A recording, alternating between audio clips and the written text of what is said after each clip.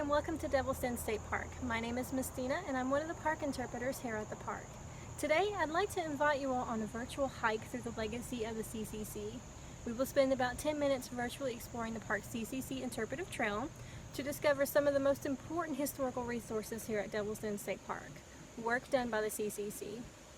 Devil's Den State Park is a special place set aside to protect and preserve the cultural resources, like our CCC history, of this unique Ozark Valley in northwest Arkansas.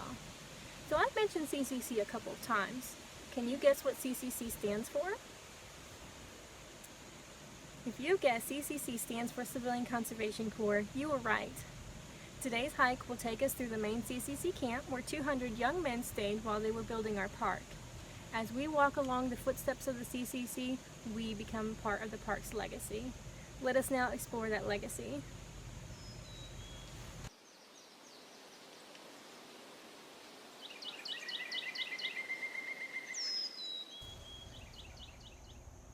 Devil's Den State Park would not be the park that we enjoy today if it weren't for the CCC's hard work and sacrifice. The Civilian Conservation Corps was formed by Franklin Roosevelt in the 1930s Great Depression era as part of his New Deal project. He formed the CCC for two main reasons. One reason was to give young men work during these hard times so they could support their families. The second reason was to build up these conservation areas like state parks and national parks. The type of work that the CCC boys did while building the parks was building the trails, such as our Devil's Den Trail, Lake Trail, and the Yellow Rock Trail. They also built the roads into the park so people could come down and enjoy this beautiful place. They planted trees and built recreation facilities like our cabins. We will actually get to see one of our cabins today here in just a few minutes. It was hard work building the park. Those of you that live in Arkansas or live in the surrounding states, you know how hot it can get here in the summertime. You also know how cold it can get here in the wintertime. Now, imagine being a CCC worker working in these outside conditions, the heat of the summer, the cold of the winter, doing this for $1 a day. Yes, just $1 a day. That's how much they were paid. I'm guessing most of you make more than $1 a day in your weekly allowance or paychecks, so $1 doesn't seem like a lot of money to us. But it was a lot of money back then, especially during the Great Depression era when there weren't a lot of jobs, not a lot of ways to support your family and to put food on the table. So the CCC was a good project to bring America out of the Great Depression era. All of our young men working in the CCC were aged 18 to 25 years old, and they were unmarried. At the end of the month, a CCC worker was paid his $30 paycheck, but $25 was sent home to his family. That's how a lot of families were supported. If they had a son or an older brother working in the CCC, their family was being supported. The extra $5 the CCC worker got to keep for himself.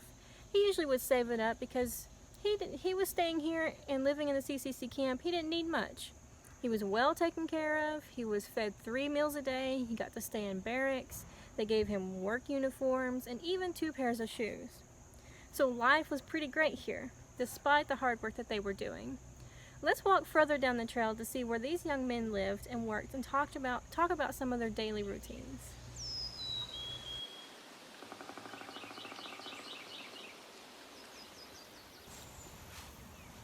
Similar to a family, the park's CCC Company 3795 spent daily routines together in this main camp area. Here you'll see a foundation. This is one of our most intact foundations left behind from the CCC camp here in the park. This was the kitchen foundation. This is where all their meals were prepared. As I said earlier, they were fed 3 meals a day. And I don't mean just cereal for breakfast. It was 3 big meals a day. They were really well taken care of while they were living here in the CCC camp. What does every good kitchen need? Think about what your kitchen has in it. Well, you probably said oven, sink, plates, dishes, things like that. You probably also said a refrigerator. Most of you will have a refrigerator in your kitchen. Well, back in the 1930s, we didn't quite have the refrigerators that we have today. Instead, the CCC camp had a root cellar. You can see the root cellar here on the CCC Interpretive Trail.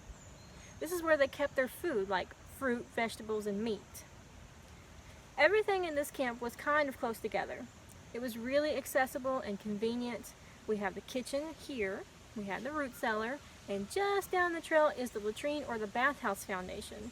It's our second most intact foundation that we have here in the camp left behind today. The bathhouse was big enough to accommodate the 200 young men working in this park.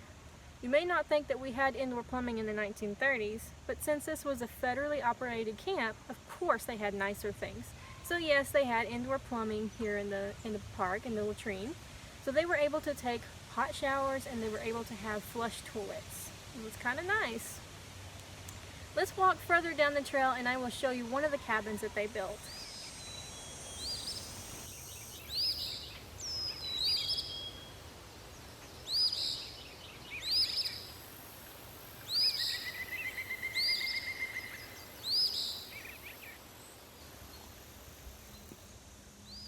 The CCC built structures you see in the park were made of natural materials found in the area and were built to last lifetimes.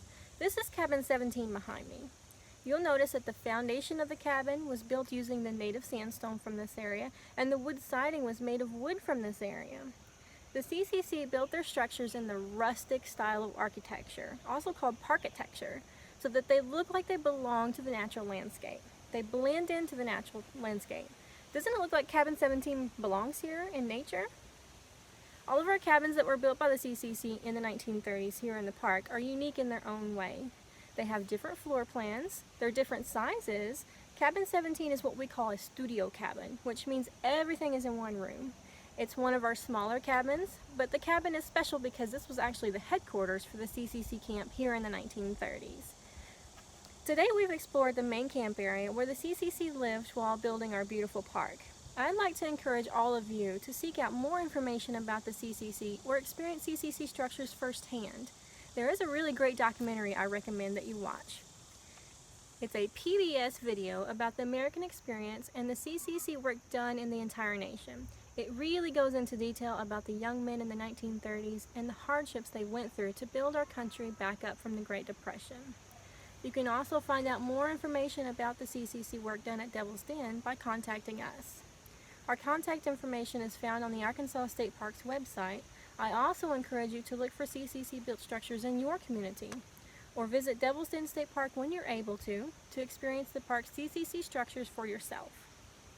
As you walk along the footsteps of the CCC, you become part of the park's legacy. Thank you for participating in today's hike through the legacy of the CCC and virtually visiting Devil's Den State Park.